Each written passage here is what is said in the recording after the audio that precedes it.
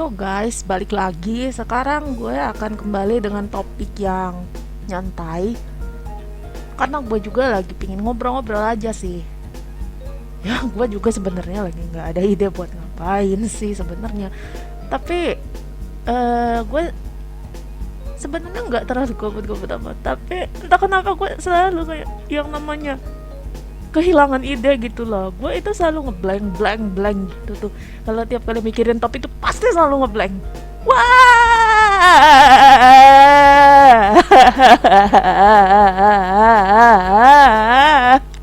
Oke, oke, oke. Nah, sekarang gue akan membahas suatu topik yang serius.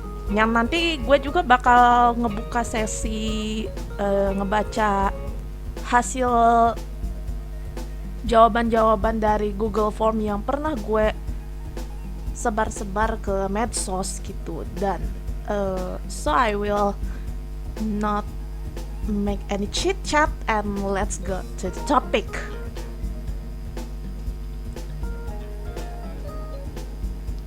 Oke, kali ini gue akan ngebahas mengenai kosmetik. Sebelumnya gue akan bahas mengenai definisi kosmetika dulu menurut peraturan Menteri Kesehatan yang nanti dijadikan acuan untuk standarisasi dan perizinan industri kosmetika. Di sini dikatakan bahwa menurut Permenkes RI nomor 1175 garis miring Menkes garis miring per garis miring 8 garis miring 2010 tentang izin produksi kosmetika. Kosmetika adalah bahan atau sediaan yang dimaksudkan untuk digunakan pada bagian luar tubuh manusia like epidermis, rambut, kuku, bibir, dan organ genital bagian luar. Oh my god, that typo. That typo, oh my god. Atau gigi dan membran mukosa mulut, terutama untuk membersihkan, mewangikan, mengubah penampilan, atau memperbaiki bau badan, atau melindungi dan memelihara tubuh pada kondisi baik. Jadi di sini kosmetika itu dia ditekankan pada fungsi estetiknya. Ya.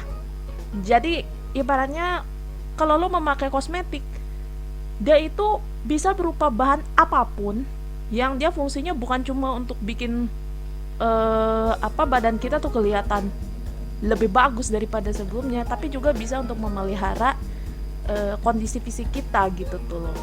Jadi nggak cuma yang dipikirkan orang-orang tuh kalau misal kosmetik itu tuh pasti selalu makeup, skincare gitu tuh. No, it's not about that. Lu pakai sabun mandi aja udah termasuk lu pakai kosmetik. Bahkan semenjak bayi, lu juga udah pernah yang namanya pakai kosmetik gitu loh. Nah, nanti bakal gue jabarin mengenai jenis-jenis kosmetika apa sih yang disebutkan menurut Permenkes ini. Yuk kita simak. Nah, lanjut ke definisi dari definisi kosmetika menurut Permenkes tadi. Di Permenkes itu dijelaskan juga mengenai jenis-jenis kosmetika itu tuh seperti apa gitu loh. Dan ini tuh bisa dijadikan patokan nanti ada industri kosmetika yang boleh memproduksi kosmetika jenis ini dan ada juga yang nggak boleh gitu. Nah, di sini kosmetika menurut Permenkes tadi dibagi menjadi 13 bagian. Pertama adalah preparat untuk bayi. Di sini nyebutnya preparat ya, preparat atau sediaan gitu. Yang pertama itu sediaan untuk bayi. Nah, yang preparat untuk bayi ini tuh bisa mencakup sabun bayi, baby oil, baby cream, dan sebagainya gitu. Nah, ini bisa membuktikan kalau yang namanya kosmetik itu tuh bukan cuma sekedar skincare atau make up gitu tuh. Itu tuh pemahaman atau miskonsepsi. Pemahaman yang salah atau miskonsepsi banget gitu tuh. Karena pada dasarnya when you were born, you apply cosmetics to your body, even with baby soap gitu. Bahkan sekecil baby soap aja itu tuh udah dihitung kosmetika gitu loh. Jadi nggak ada alasan gue nggak pernah pakai kosmetika, cuy, kosmetika itu cuma buat banci. Ya enggak, anyway lu dari semenjak zaman jebot pas lagi lu masih orok, lu pakai sabun bayi udah dihitungnya lu pakai kosmetik. Makanya lu harus sadar diri. Lu kalau bisa goblok jangan kebangetan. Oke, yang kedua ada preparat untuk mandi. Preparat untuk mandi ya udah jelas lah ya, ya kayak yang untuk mandi misal kayak body wash, body butter, terus body scrub, body sabun mandi batangan juga termasuk di situ. Yang ketiga ada preparat untuk mata. Preparat untuk mata ini dia spesifiknya itu lebih ke arah, kebanyakan sih lebih ke arah eye makeup gitu. Atau juga kayak buat perawatan kulit yang terdapat pada mata kayak eye cream gitu. Dan untuk yang make up itu mencakup kayak maskara, eyeshadow, eyeliner, pensil alis, and many more. Gitu. Yang keempat mungkin ini familiar untuk semua jenis kelamin adalah preparat wewangian. Wewangian kayak parfum, eau de toilette, eau de cologne gitu tuh. Ya itu termasuk di antaranya. Aromaterapi juga termasuk gitu. Kalau misal dipakai dia pemakaiannya secara topikal atau di luar tubuh. Gitu. Pemakaian topikal, wewangian yang pemakaiannya topikal itu tuh dia termasuknya kosmetika juga. Yang kelima ada preparat untuk rambut. Ini mencakup kayak shampoo, krim bath, conditioner, serum rambut gitu. Itu juga termasuk. Yang keenam preparat pewarna rambut. Ini terpisah dari preparat untuk rambut ya, karena emang dari segi komposisi kimia itu dia emang udah berbeda gitu loh. Pewarna rambut ya kayak pewarna rambut mulai dari yang vegan ataupun yang dia yang konvensional, yang permanen, yang berbasis oxidizing dye gitu tuh. Itu termasuk gitu. Pewarna rambut yang beredar di pasaran itu tuh dia termasuk kosmetika juga. Yang ketujuh ada preparat makeup selain mata. Udah jelas ya. Kalau cewek-cewek atau cosplayer mungkin udah familiar dengan inilah istilahnya. Makeup is all about like foundation, powder, lipstick, and so many more like that. Tuh. Yang kedelapan adalah preparat mouth care. Mouth care atau perawatan gigi dan mulut gitu tuh. Kayak pasta gigi itu. Pasta gigi, terus kayak mouthwash. Itu termasuk juga di situ. Kemudian preparat pewarna kulit. Kalau pewarna kulit gue juga bingung sih ngedefinisiinnya kayak gimana. Tapi kayaknya tanning spray juga termasuk ke sini nih. Tanning spray, terus henna yang dipakai untuk mewarnai kulit juga kayaknya termasuk di preparat pewarna kulit ini. Yang 10 ada preparat untuk kuku. Udah jelas ya, kayak cat kuku itu dia masuk ke sini. Yang 11 preparat perawatan kulit, skincare. Oke. You got familiar with this. Skincare kayak body lotion gitu. Body lotion, moisturizer, toner, face wash, micellar water, serum or like that, something like that lah, kira-kira kayak gitu. Yang ke-12 adalah preparat cukur, shaving cream, contohnya kayak gitu. Dan yang terakhir ada preparat sunscreen dan suntan. Nggak cuma sunscreen doang ya, kalau misal sunscreen tabir surya, dan suntan itu tuh buat mencoklatkan kulit. Kayak kebanyakan biasanya kalau suntan itu banyak dipakai sama orang-orang Kaukasian atau orang-orang Amerika yang biasanya mereka standar kecantikannya itu tuh lebih ke arah kulit coklat gitu. Berbeda dengan orang Asia yang dimana mereka itu penggunaan sunscreennya itu tuh lebih banyak jika dibandingkan yang lain, karena standar kecantikan orang Asia itu tuh rata-rata kulit putih gitu. Walaupun sebenarnya gue kurang suka sama yang namanya beauty standards like this. I don't really like this, but yeah, we can describe it because this is important, and maybe I will talk about it in this free talk session. So let's check this.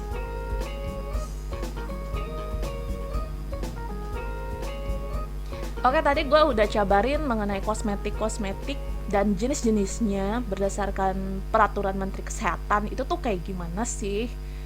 Dan mungkin di antara kalian ada yang berpikir kayak gini, oh gue nggak pakai kosmetik tapi ternyata kayak gitu ya. Ya iyalah, Yang namanya kosmetik itu tuh ibaratnya lu mau pakai jenis kosmetik apapun gitu, lu meskipun denial you are not using cosmetic because you are manly or something like that, no, you are wrong gitu. Bahkan sabun mandi yang lo pakai, pasta gigi yang lo pakai itu udah hitungannya tuh kosmetik juga gitu tuh. Jadi nggak ada alasan yang namanya lu denial yang namanya pakai kosmetik gitu loh. Itu tuh cuma pink washing aja istilahnya tuh. Pink washing itu tuh dia kayak semacam mindset yang biasanya dibawa oleh industri-industri kosmetika yang membawa stigma bahwa yang namanya kosmetik itu tuh hanya ditunjukkan untuk perempuan aja gitu tuh. Dan kosmetik itu dia identik dengan image feminin, padahal sebenarnya enggak juga. Meskipun ada label kosmetik for men, itu tuh sebenarnya kayak marketing doang gitu loh. Ya daripada ngebacot lebih jauh mengenai itu, mending kita lanjut ke sesi berikutnya aja deh ya. Yuk, gue sebenarnya udah capek nih mengobrol banyak-banyak, tapi ya udahlah, let's check this out. Oke, kita akan lanjut ke sesi selanjutnya, yaitu free talk. Nah, jadi tempo hari gue udah nyebar Google Form ke medsos, meskipun responnya dikit ya, tapi gue akan coba bahas sebisa mungkin ya. Kalau bisa detail, gue bakal bahas secara detail. Tapi hati-hati aja, mungkin gue bakal sedikit ngerem di sini nih.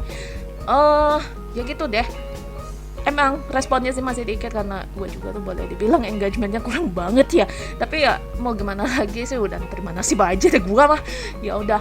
Nah, untuk free talk kali ini gue akan bahas submission yang masuk ke Google Form yang gue kasih gitu tuh. Dan nanti emang isinya tuh seputar kosmetika dan pandangan-pandangan mengenai kosmetika itu tuh apa sih, opini-opini orang-orang mengenai kosmetika itu apa gitu loh. Oke, daripada lama-lama kita akan bahas aja ya.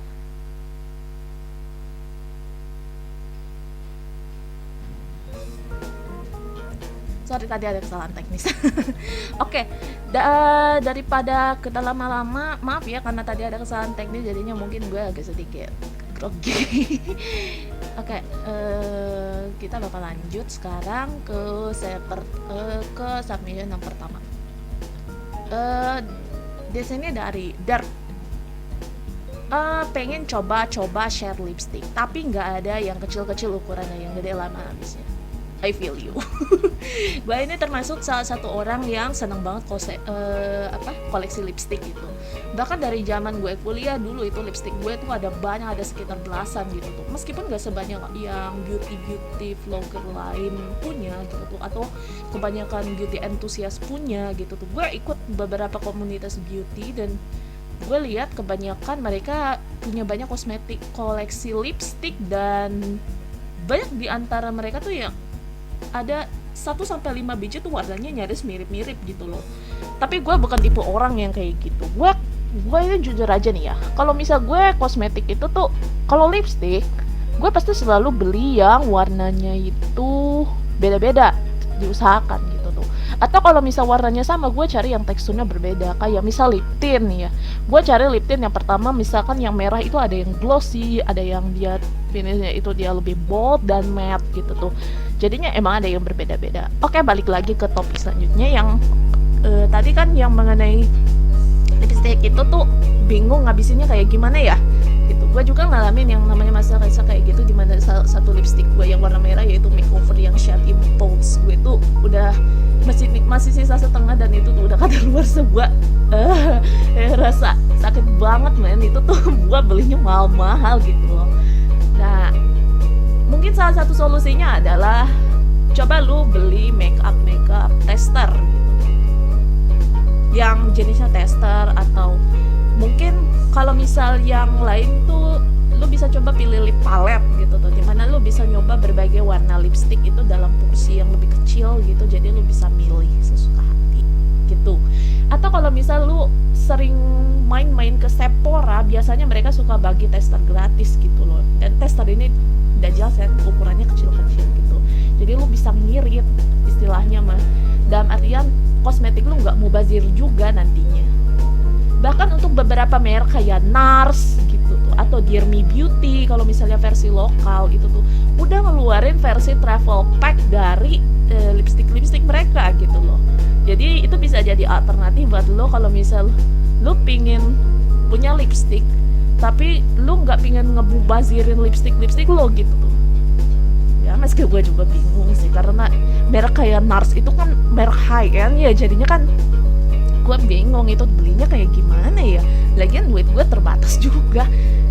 Anyway, ya saran tadi gue cuma gitu aja sih. Lo coba cari tester atau coba cari makeup yang travel size gitu, itu mungkin bisa ngebantu lo biar nanti ketika lo bingung gimana cara ngabisin kosmetik lo nggak bakal terlalu kelimpungan. Oke, lanjut dari Anon. Kenapa sih kulit kita cuma cocok sama salah satu merek kosmetik aja? Kira-kira saatnya di mana sih? Nah, gini ya. Untuk masalah cocok-cocokan kosmetik itu emang cocok-cocokan sih ya, karena tiap pabrik itu mereka punya formulasi berbeda bahkan untuk satu tipe kosmetik yang sama gitu. Misalkan kayak sunscreen yang diproduksi oleh merek A mungkin nggak cocok bagi kulit lo, tapi yang kulit sunscreen B mungkin cocok bagi kulit lo gitu tuh, karena ada perbedaan formulasi antara pabrik A dan pabrik B yang memungkinkan kulit lo itu merespon berbeda-beda terhadap merek-merek skincare tersebut gitu tuh. Sebenarnya ini hal yang simpel aja, mengingat tiap orang itu tuh secara genetis itu tuh kulitnya beda-beda, kayak kondisi skin barrier, terus kondisi kesehatan kulit lo dipengaruhi lingkungan juga kan, kayak misalnya gue kulit wajah itu tuh dia super berminyak, gampang banget berkeringat gitu tuh, sementara bibir gue itu cenderung pecah-pecah dan sensitif sama perubahan cuaca gitu loh. Jadi gue juga sering yang namanya trial and error dalam mencoba-coba jenis kosmetik ini. Ya semua itu sebenarnya simple aja sih. Kalau misal lu udah nemu kosmetik yang cocok gitu tuh, I can make sure you can stay with that cosmetic even that cosmetic is a cheap brand or drugstore brand. Dan nggak semua tuh kosmetik yang cocok itu harus selalu high end gitu tuh. Lu nggak usah maksain diri pakai SK itu atau Charlotte Tilbury atau La Mer atau Clé de Peau gitu tuh buat dapat hasil make up yang hasil skincare yang sempurna atau hasil kosmetik yang sempurna gitu. Nggak harus. Bahkan gue juga tuh kebanyakan produk-produk kosmetik gue tuh kosmetik drugstore loh gitu. Dan sejauh ini so far gue cocok-cocok aja sih. Yang penting satu, untuk patokan kosmetik itu tuh harus kita tahu keamanannya kayak gimana. Kalau misal dari segi review aman, gas gitu aja gitu. Semurah apapun kosmetik asalkan aman, coba aja gitu, karena itu pasti udah terjamin gitu, udah bisa dibuktikan kebenarannya gitu, jadi bisa dipertanggungjawabkan. Oke? Untuk dari Ratu Mawar, aku sih pengennya kosmetik tuh jelas komposisinya mengandung hewani atau enggak, terus halal haramnya, terus perfumery juga kan biar jelas gitu komposisinya tuh gimana, karena ya gitu deh. Oke, untuk masalah kosmetik ya yang mengandung bahan hewani, kalau misal kosmetik yang mengandung bahan hewani, kalau misal lo ini penggemar kosmetik vegan, mungkin lo bisa nyoba beberapa merek-merek, tapi emang kebanyakan kosmetik vegan itu tuh harganya cenderung lebih pricey gitu loh. Kayak Kat Von D gitu tuh, Kat Von D, Colourpop, Lime Crime gitu. Kalau misal yang mungkin gue nggak tahu kalau kosmetik sekelas The Body Shop itu hitungannya vegan atau cruelty free atau apa gitu, gue kurang tahu ya, kayak sekelas The Body Shop itu. Tapi itu kalau mau dibilang drugstore juga enggak, high end juga enggak, karena harganya itu untuk ukuran drugstore itu sedikit lebih pricey gitu loh. Tapi kalau dibandingkan sama high end itu masih lebih murah gitu. Nah, untuk kosmetik yang enggak mengandung bahan hewani itu mungkin kebanyakan beberapa komponennya, kayak contohnya beeswax dalam lipstick itu tuh udah diganti sama synthetic wax itu. Jadinya sebisa mungkin mereka itu menghindari penggunaan bahan hewani itu dengan mencari alternatif lain, baik itu yang berasal dari alam ataupun yang dari sintetik gitu. Biasanya untuk kosmetik drugstore itu mereka nggak berani pakai merek-merek yang mengandung bahan-bahan alami yang mahal gitu tuh, karena terkendala biaya produksi juga. Ingat kalau misal yang namanya di dalam di dalam prinsip dunia industri gitu tuh, modal sekecil-kecilnya untuk mendapat hasil sebesar-besarnya. Itu udah prinsip yang lumrah di dunia industri gitu. Karena gue juga tuh dosen pembimbing gue juga tuh orang teknologi industri, jadinya gue udah paham cara berpikir orang industri kayak gimana. Oh iya, terkait masalah halal kosmetik itu sebenarnya gue jadi keinget tuh waktu dosen pembimbing gue ngadain orasi ilmiah guru besar gitu tuh, karena beliau juga termasuk salah satu auditor di LPPOM MUI, dan beliau tuh pernah cerita ke gue mengenai sistem jaminan halal tersebut. Dan gue juga pernah mengikuti yang namanya pelatihan HS 23.000. HS ini singkatan dari Halal Assurance System, dimana Halal Assurance System ini tuh nggak mengacu pada industri pangan, industri obat-obatan dan kosmetika doang, tapi juga mencakup pada industri penyedia jasa makanan termasuk slaughtering house gitu. Gue pernah ikut pelatihan ini waktu gue lulus kuliah gitu, dan ini di semua prosesnya ini, proses pembuatan protokol-protokol HS 23.000 ini diatur sama MUI dan LPPOM MUI. Jadi ini gabungan antara, maaf ya mungkin agak sedikit bicara agama gue di sini, tapi di sini gue akan bahas mengenai masalah halalnya, halal assurance systemnya aja, karena ini tuh boleh dibilang pengetahuan umum. Halal assurance system ini tuh pengetahuannya nggak cuma diterima oleh kalangan muslim aja, bisa aja kalangan non muslim bisa menerapkan aturan ini, karena aturan ini sifatnya global gitu loh. Sama halnya kayak kalau misal di industri makanan itu tuh, kalau misal pakai standar internasional mengenai sistem jaminan halal, itu ada Codex Alimentarius mengenai sistem jaminan halal kayak gitu loh. Tapi HS 23.000 ini lebih luas cakupannya karena mencakup industri lain di luar pangan juga, termasuk diantaranya kosmetika gitu loh. Jadi prinsipnya kalau yang namanya dalam halal assurance system itu tuh, untuk masalah kosmetik halal itu tuh ada beberapa prinsip diantaranya tuh. Gue nggak bisa jabarin satu-satu di sini karena konteksnya tuh bakal jadi panjang banget. Gue juga nemu salah satu jurnal MDPI mengenai kosmetik, dan di situ ngebahas mengenai sistem jaminan halal dalam kosmetik itu tuh kayak gimana sih. Ada beberapa bahan yang diperbolehkan digunakan kayak dari dalam kosmetik, ada yang nggak boleh, ada yang meragukan gitu tuh. Salah satu diantaranya yang haram itu tuh adalah carmine. Tapi carmine ini sendiri boleh dikatakan masih jadi kontroversi juga sih menurut gue, karena menurut fatwa MUI, menurut LPPOM MUI, gue udah tanya sama auditornya sendiri, kalau carmine itu tuh boleh digunakan dalam produk asalkan diperhatikan sumber carmine-nya itu dari mana. Kalau dia diekstrak menggunakan pelarut hammer, dia sifatnya haram. Tapi kalau misal dia diekstrak menggunakan pelarut non-hammer, dia bisa digunakan kayak gitu. Itu sementara ini yang bisa gue sampaikan mengenai contoh carmine gitu. Dan untuk halal kosmetik itu tuh ya gitu deh. Ada beberapa faktor-faktor yang yang perlu diperhatikan dalam produksi halal kosmetik. Ya kayak gitu sih. Kayak misal sebenarnya sih banyak sih kosmetik yang halal gitu tuh. Salah satu pionirnya itu tuh ada di tahun 2000-an, kayak merek Wardah dari Indonesia itu salah satu pionir kosmetik halal gitu tuh. Karena pas zaman tahun 90-an ke belakang itu tuh kosmetik halal itu tuh boleh dibilang jarang banget. Belum ada standarisasi kosmetik halal itu tuh kayak gimana sih. Dan brand itu tuh termasuk salah satu pionir kosmetik halal yang ada di Indonesia gitu tuh. Kalau untuk masalah sistem jaminan halalnya itu tuh nanti tinggal tanya aja ke LPPOM MUI itu kayak gimana. Bisa baca panduan HS 23.000 kayak gimana itu. Tapi saya tahu gue kalau misal untuk kosmetika dilihat juga pertama dari bahan baku, kemudian dari senyawa intermediate, kemudian dari produk akhir, kemudian dari pelarut juga gitu. Setahu aku kalau misal menggunakan kayak semacam alkohol gitu tuh. Alkohol kan banyak yang bilang, oh alkohol haram. Enggak, padahal enggak kayak gitu. Alkohol itu dibagi menjadi alkohol hamar dan non hamar gitu loh. Kalau misal dalam produk akhir, kalau menggunakan alkohol gitu tuh, entar nanti kandungan alkoholnya itu menurut HS 23.000 itu tuh, dia harus di bawah 0,5% gitu loh. Jadi kalau misal pakai pelarut yang menggunakan alkohol, produk akhirnya itu jangan mengandung alkohol lebih dari itu. Gitu aja sih.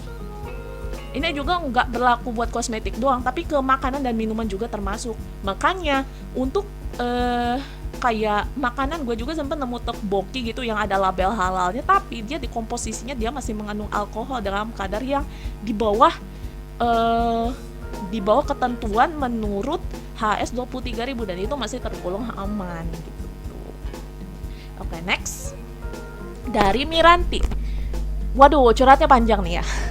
Lebih ke penggunaan skincare sih kak. Cerita aja soal pengetahuan soal skincare. Di lingkunganku ini bisa dibilang kurang bersekas soal penampilan orang-orangnya. Tapi kalau waktu kecil sih ya agak terlalu masalah kak, kayak mereka cuek. Yang penting mereka tentang tata krama aku salut. Namun tahun ke tahun orang asli di sini pada pulang kampung ke selatan dan digantikan dengan orang kota, otomatis kami juga adaptasi lagi dengan orang baru. Ku juga termasuk karena sudah beranjak remaja, jadi juga suka insecure sama penampilan tante, sama tete-tete di sekitar rumah. Bisa dibilang ku juga ikut sering dandan sebelum keluar, lambat laun jadi banyak beli produk juga. Masalahnya karena minim pengetahuan ini, jadi gak heran tetangga juga ada yang ketipu skincare bodong dan percaya aja dengan iklan-iklan dengan buayan harga murah. Nah, sama nikah baru bisa paham berapa komposisi yang aman buat macam-macam kulit. Tapi kan harga skincare yang mahal, jadi ku ke dokter spesialis kulit dan kelamin, dan itu pun kadang gak rutin pakai karena kesibukan aktivitas di sekolah. Sekarang kalau skincarean ya krim pagi siang malam, toner sama cuci muka 2 kali sehari, dan masker organik pakainya 3 hari seminggu. Intinya, kalau sampai sekarang masih merasa kalau soal merawat diri, self care, skincarean itu pasti didapatnya ya karena kepo tonanya banyak orang lain. Gak kebayang kalau pakai skincare bodong dulu yang ada breakout parah. Makasih udah baca cerita saya kak. Semoga tugas saya lancar, amin. Amin, terima kasih. Oke, untuk masalah skincare yang kayak gini nih, gue juga dulu mau curhat sedikit. Gue dulu punya pengalaman pakai kosmetik abal-abal gitu tuh pas lagi zaman-zaman gue benar-benar buta soal skincare dan make up. Itu tuh pas lagi zaman-zaman gue pubertas sampai pertengahan kuliah gitu tuh. Gue pernah yang namanya ngalamin yang namanya pakai skincare abal-abal. Tapi semenjak pengetahuan skincare gue udah mulai istilahnya udah mulai tercerahkan gitu loh. I always find several options about choosing my own cosmetic products so I can get better result with minimum effect on my skin gitu loh.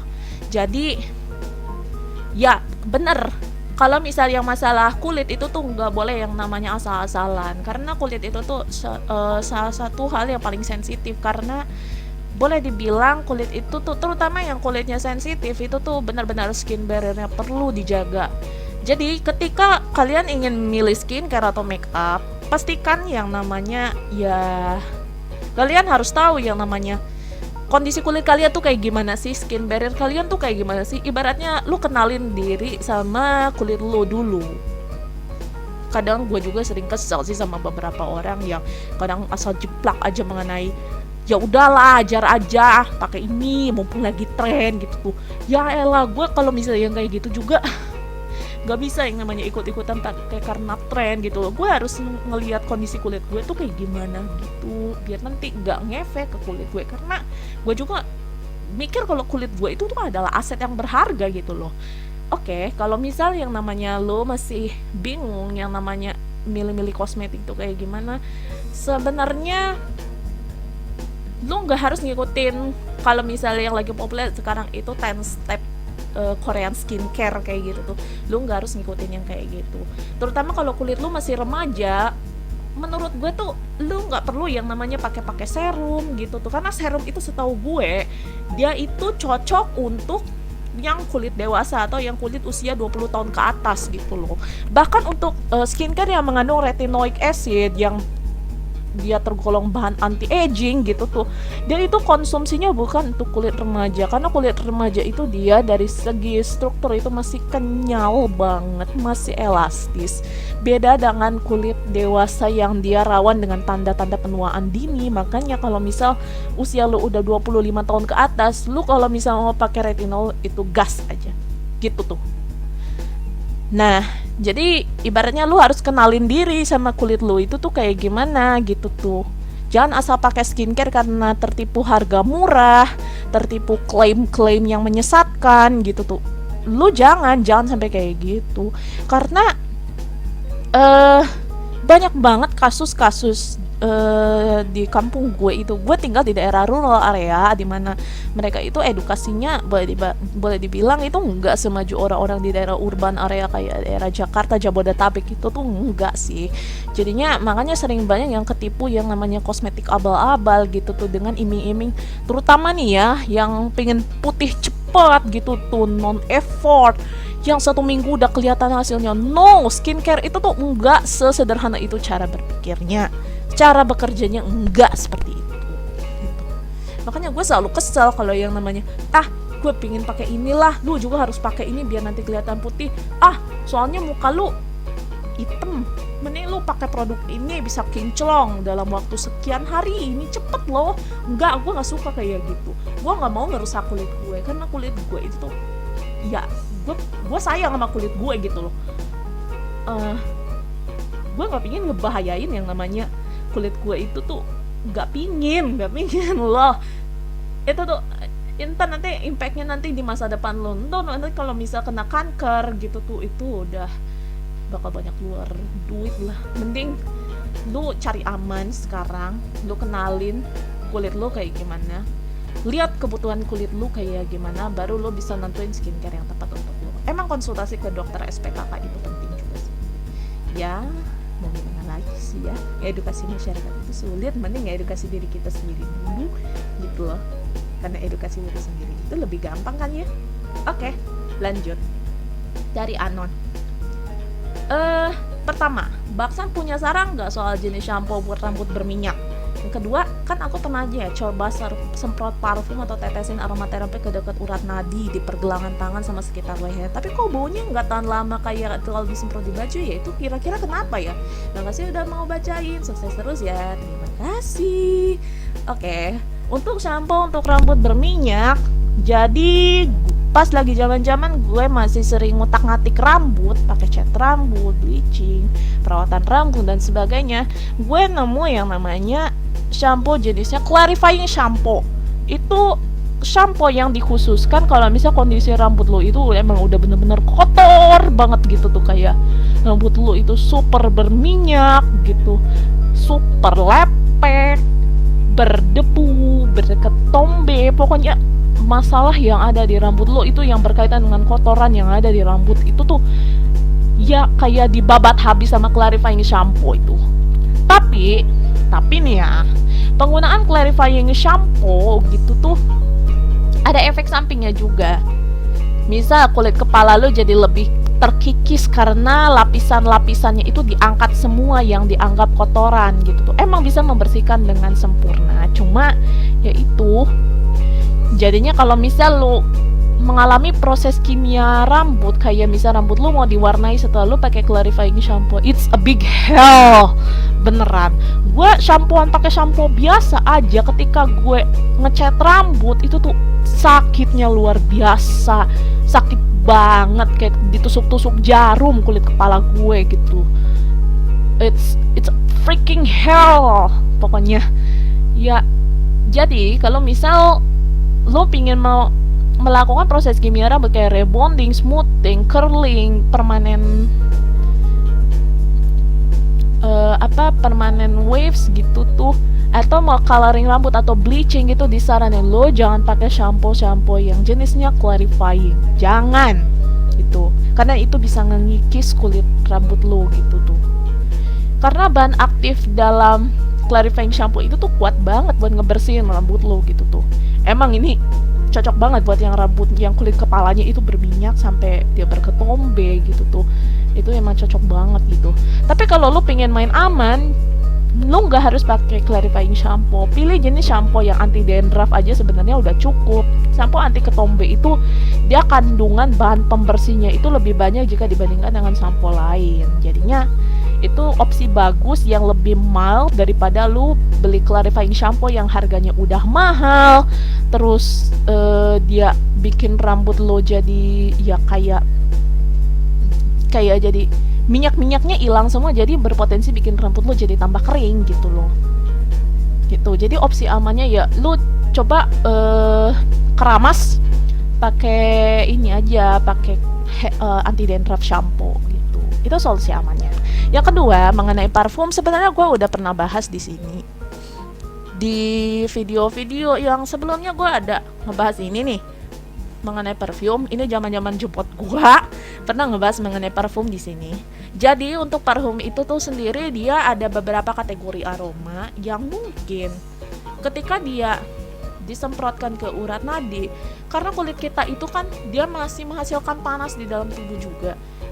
Jadinya ada beberapa komponen tertentu dalam minyak esensial itu tuh yang akan menguap lebih cepat gitu ketika disemprot ke kulit, ke permukaan kulit dibandingkan jika disemprot ke baju gitu.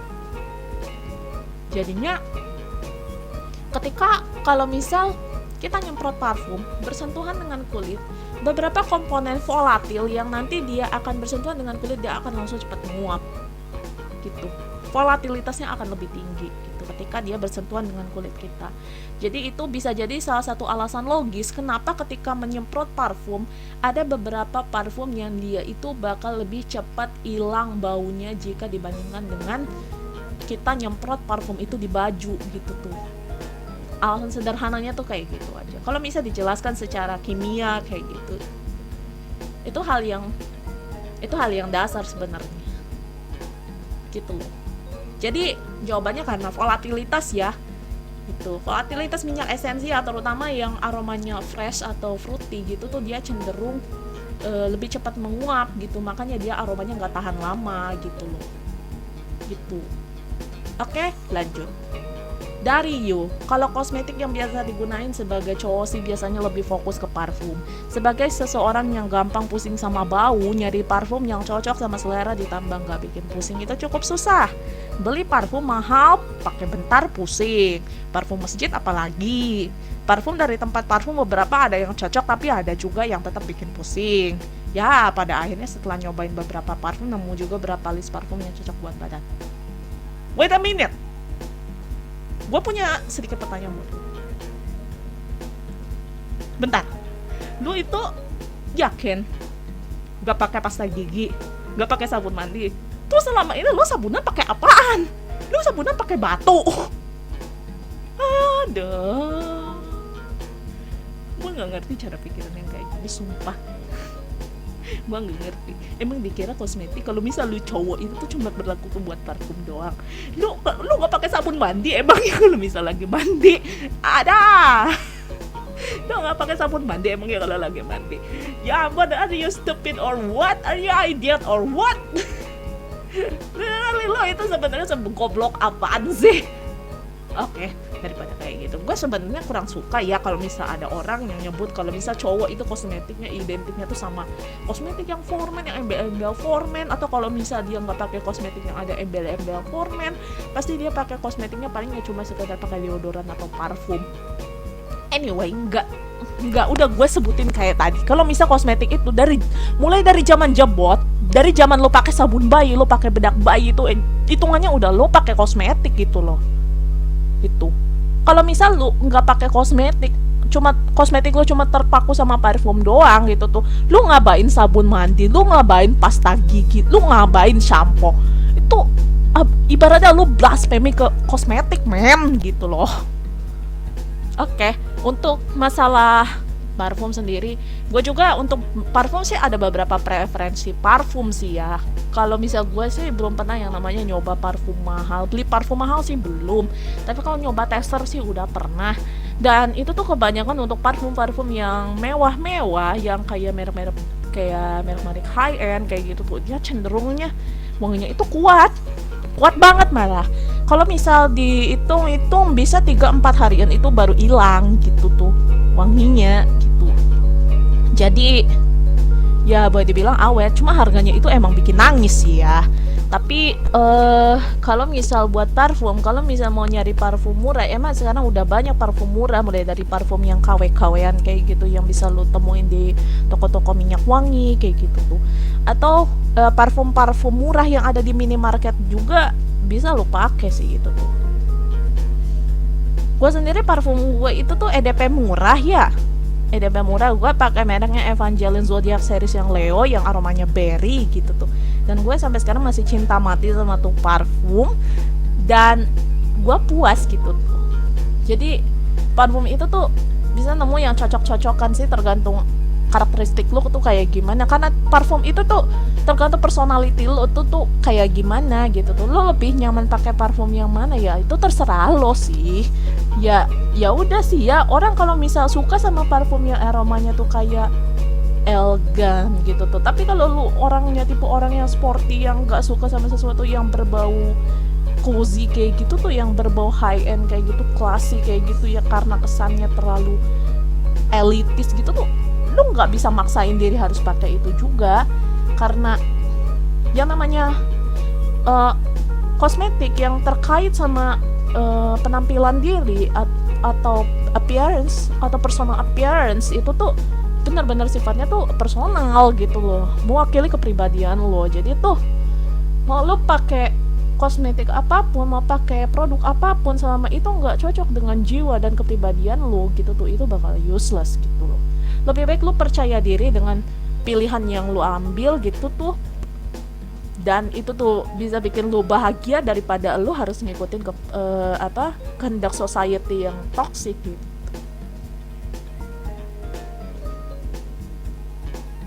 Oke, udah selesai gue baca free talknya dan gue udah curcol banyak-banyak mengenai kosmetik. Mungkin gue agak sedikit ngeren, tapi rennya itu tuh enggak separah-parah banget sih ya.